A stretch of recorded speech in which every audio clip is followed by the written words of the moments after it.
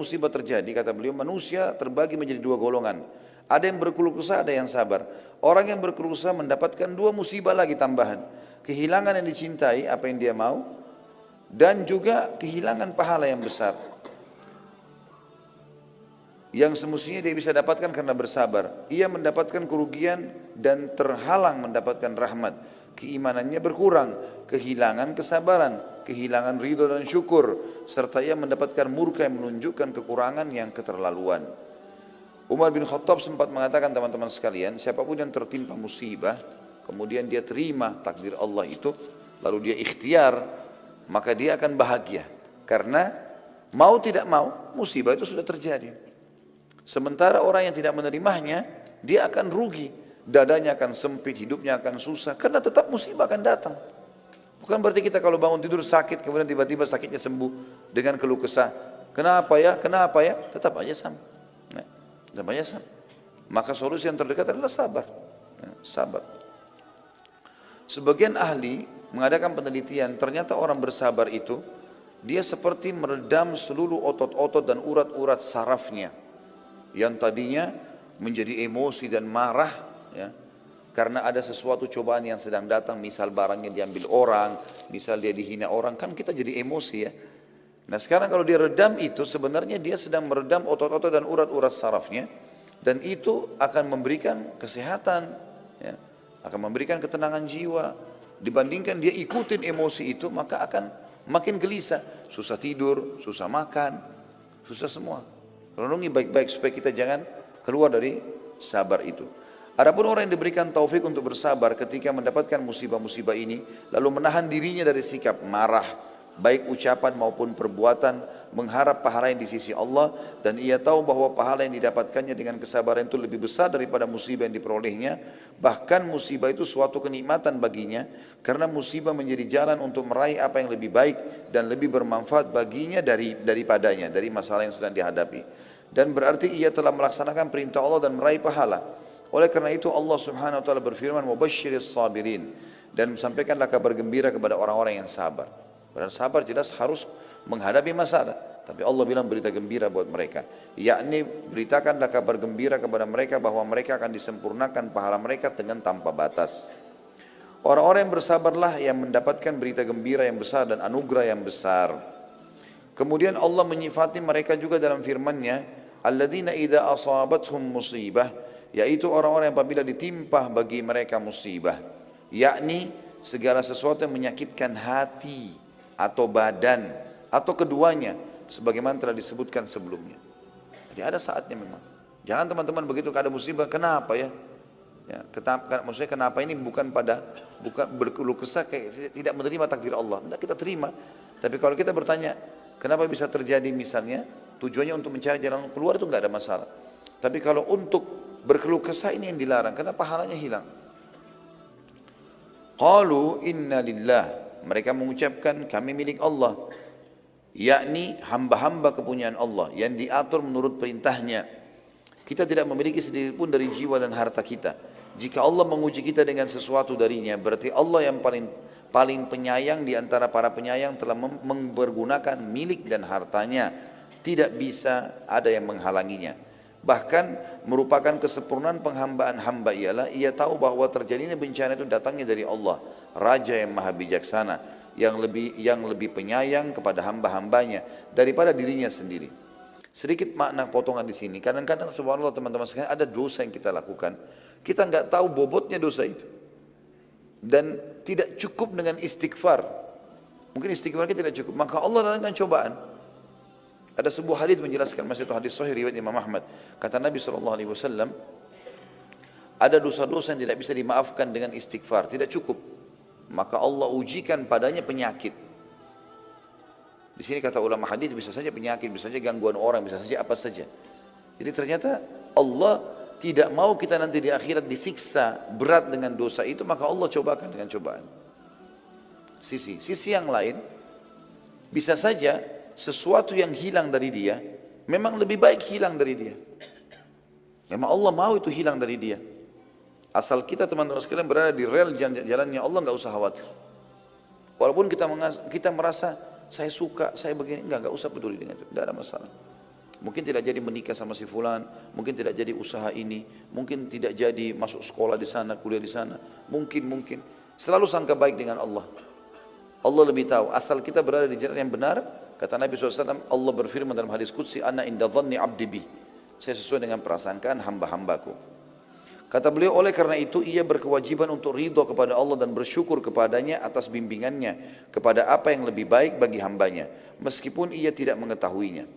Di samping kita adalah hamba-hamba miliknya Allah, kita juga akan kembali kepadanya pada hari yang dijanjikan. Lalu setiap orang yang beramal diberi balasan karena amalnya. Jika kita bersabar dan mengharapkan pahala, maka kita mendapatkan pahala kita dengan sempurna di sisinya. Sebaliknya, jika kita berkeluh kesah dan tidak suka, maka kita tidak mendapatkan bagian selain kemurkaan dan luput mendapatkan pahala. Menyadari bahwa hamba adalah milik Allah dan akan kembali kepadanya merupakan faktor kesabaran yang terbesar. Ulaika, tafsirnya, mereka itulah, yakni orang-orang yang disifati dengan kesabaran tersebut. Alaihim salawatu min rabbihim, yakni akan mendapatkan keberkatan dari yang sempurna atau salawat dari Rabbnya, yaitu pujian dan sanjungan. Warahmah, dan rahmat atau karunia yang besar. Di antara rahmatnya Allah kepada mereka ialah Dia memberi taufik kepada mereka untuk bersabar, yang dengannya mereka akan memperoleh pahala yang sempurna. Wa ulaika humul muhtadun, dan mereka adalah orang-orang yang mendapatkan petunjuk, yakni orang-orang yang mengetahui kebenaran. Dalam hal ini mereka mengetahui bahwa mereka adalah milik Allah dan mereka akan kembali kepadanya, serta mereka mengamalkan tuntunannya. Yang dimaksudkan ialah mereka bersabar karena Allah. Ayat ini menunjukkan bahwa siapa yang tidak sabar, maka ia mendapatkan kebalikan dari apa yang didapatkan dari orang-orang yang bersabar. Akibatnya ia akan mendapatkan celaan dari Allah, hukuman, kesesatan, dan kerugian. Betapa besarnya perbedaan di antara dua golongan itu. Betapa kecilnya kepenatan orang-orang yang bersabar, dan betapa besarnya kepenatan orang-orang yang berkeluh kesah. Artinya orang yang sedang ditimpa musibah, orang yang sabar punya penat, tapi tidak sebesar orang yang kalau berkeluh kesah. Karena dia sudah menghadapi masalah, berkeluh kesah lagi, dia jauh lagi dari rahmatnya Allah, jadi banyak sekali kerugiannya. Kedua ayat ini berisikan pemantapan hati dalam menghadapi musibah sebelum terjadi, agar musibah terasa ringan dan mudah ketika musibah terjadi. Menjelaskan apa yang harus dilakukan ketika musibah terjadi, yaitu sabar. Menjelaskan apa yang dapat membantu untuk bersabar. Pahala yang diperoleh orang yang bersabar, dan mengetahui keadaan orang-orang yang tidak bersabar dengan kebalikan dari keadaan orang-orang yang sabar. Bencana dan ujian ini adalah sunnatullah yang telah berlalu kepada orang-orang sebelum kita, maka itu pun akan datang kepada kita. Dan Anda tidak mendapati perubahan pada sunnatullah, juga menjelaskan macam-macam musibah. Umar bin Khattab pernah berkata, alangkah bagusnya dua balasan itu dan betapa baiknya tambahan itu. Maksudnya adalah ulaika alaihim salawatu min rabbihim wa rahmah. Mereka adalah orang yang mendapatkan keberkatan sempurna dan rahmat dari Tuhan mereka. Wa ulaika humul muhtadun, dan mereka adalah orang yang mendapatkan petunjuk. Dan ini adalah tambahan, yaitu sesuatu yang diletakkan di antara dua karung tambahan dalam timbangan. Maksudnya kalaupun ini sudah dapat rahmat, dia sabar, itu sudah solusi terbaik. Tambah lagi dapat salawat dari Allah, Allah akan tambahkan kepada dia pemberian-pemberian dan dikasihkan karunia, dan mereka dijanjikan mendapatkan petunjuk. Beberapa hadis menyebutkan sebagian musibah sebagai rahmat. Contoh misal, kehilangan anak. Banyak orang mengalami ini. Tentu variasi, ada orang melalui, ada musibah yang semua merata kita kena, seperti lapar, haus, dan seterusnya. Ada yang tidak semua orang kena. Ada orang Masya Allah punya anak 10 gak meninggal sama sekali. Tapi ada orang yang musibah kena datangnya, mati anaknya. Ada orang subhanallah 4 kali hamil, 4 kali keguguran. Kuasa Allah. Ada orang buka usaha langsung dapat taufik. Ada orang mungkin buka usaha berapa kali baru dia berhasil. Gagal dulu terus. Contoh musibah atau cobaan yang datang teman-teman sekalian, yang sifatnya mungkin tidak umum tapi banyak orang yang mengalaminya. Seperti kehilangan anak. Imam Bukhari membuat bab judul khusus, bab fadl man mata lahu waladun fahtasaba. Bab keutamaan orang yang mati anaknya lalu ia mengharapkan pahala. Maksudnya dia sabar. Firman Allah, wa basyiris sabirin, dan beritakanlah berita gembira kepada orang-orang yang sabar. Kemudian beliau menyebutkan beberapa hadis, maksud Imam Bukhari. Yang pertama adalah Abu Hurairah radhiyallahu anhu meriwayatkan dari Nabi SAW, beliau bersabda, la yamutu li muslimin thalathatun minal walad fayalijan nar illa tahillatal qasam. Tidaklah seorang muslim mengalami kematian 3 anak lalu ia masuk neraka kecuali hanya sekedar berlalu saja. Ya, maksudnya ini musibah, lahir anak 3 sampai mati sebelum balik. Di sini dalam hadis dipastikan, kalaupun dia punya dosa-dosa, tentu di sini selain dosa syirik dan kufur ya, maka Allah dengan kemahamurahannya hanya membuat dia lewat saja di neraka, kemudian dia akan masuk dalam surga. Gitu kan? Muhammad bin Ismail Bukhari juga mencantumkan hadis-hadis menjelaskan firman Allah dalam surah Maryam ayat 71. Wa in minkum illa wariduha, dan tidak ada seorang pun dari kalian melainkan akan mendatangi neraka itu. Maryam 71. Hadisnya beliau angkat, Abu Hurairah radhiyallahu anhu meriwayatkan Rasulullah SAW bersabda kepada kaum wanita Ansar pada saat menafsirkan ayat ini juga, la yamutu li ihdakunna thalathatun minal waladi fatahtasibah illa dakhalatil jannah faqalat imra'atun minhunna aw ithnaini ya Rasulullah qala aw ithnain. Tidaklah, kata Nabi SAW ceramah di depan para wanita-wanita muslimah pada saat itu di Madinah dari kaum Ansar, tidaklah salah seorang dari kalian mengalami kematian 3 anak lalu mengharapkan pahala sabar, melainkan pasti masuk surga. Seorang wanita yang hadir sempat bertanya, bagaimana dengan kehilangan 2 anak wahai utusan Allah? Kata Nabi SAW, ya, kehilangan 2 anak juga termasuk. Perawi hadis Abu Hurairah mengatakan, saya yakin kalau ada wanita juga bertanya, bagaimana dengan 1 ya Rasulullah? Maka Rasulullah SAW pun akan mengatakan 1 juga. Hadis selanjutnya diangkat oleh beliau adalah dari Anas radhiyallahu anhu yang mengatakan Nabi SAW bersabda, ma minan nasi min muslimin yutawaffa lahu thalathatun lam yablughul hinth illa adkhalahu Allahul jannah bifadli rahmatihi iyahum. Tidaklah seorang muslim mengalami kematian 3 anak yang belum mencapai balik, melainkan Allah memasukkannya ke dalam surga dengan karunia atau rahmat kepada mereka.